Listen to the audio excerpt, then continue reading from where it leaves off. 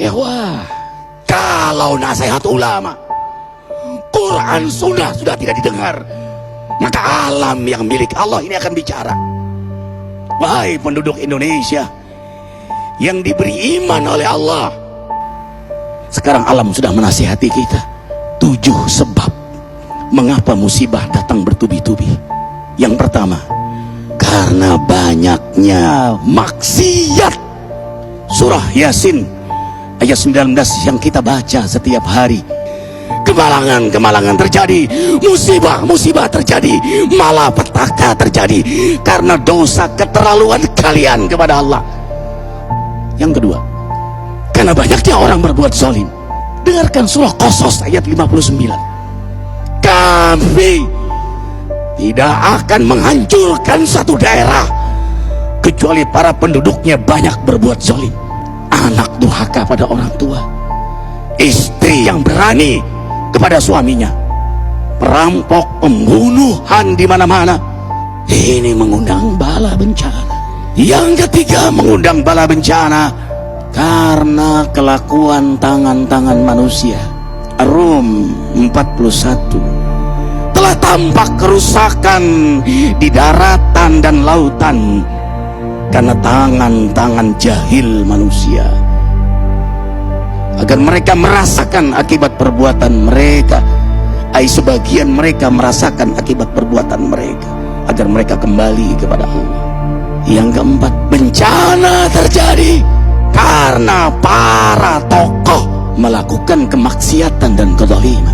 Dengarkan dengan iman, wahai penduduk Indonesia yang mulia, bila kami ingin menghancurkan suatu negeri, kami perintahkan para tokohnya untuk taat kepada Allah, tapi mereka maksiat, tapi mereka berbuat zalim, tapi mereka khianat kepadaku dan kepada makhlukku.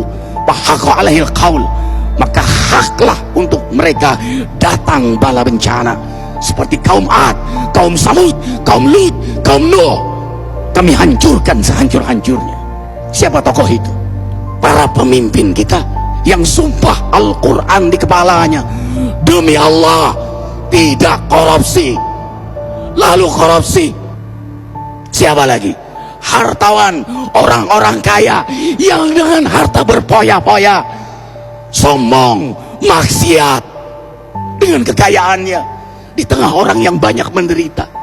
Siapa lagi? Ulama yang menjual ayat-ayat Allah dengan murah.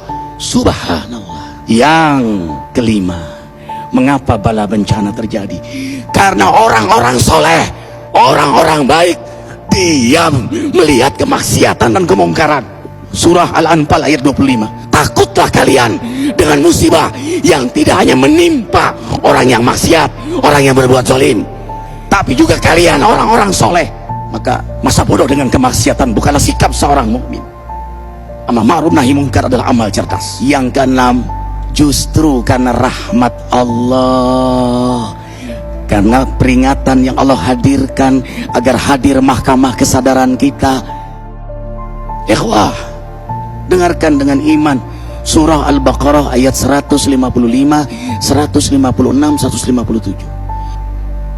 Kami pasti uji kalian dengan sesuatu yang buat kalian takut lapar, takut miskin, takut kematian. Tapi kabarkan berita gembira bagi hamba Allah yang sabar dari semua ujiannya, yang mereka berkata, sesungguhnya kami milik Allah dan sungguhnya kami akan kembali kepada Allah. Yang terakhir, yang ketujuh, ada yang nanya, bagaimana yang maksiat yang selamat? Tenang-tenang saja. Yang berbuat zalim malah sukses. Di mana keadilannya? Allah Maha Adil. Dengarkan surah Hud ayat 15-16. Barang siapa mencari kesenangan dunia, lalu dia menghalalkan semua cara, apa kata Allah?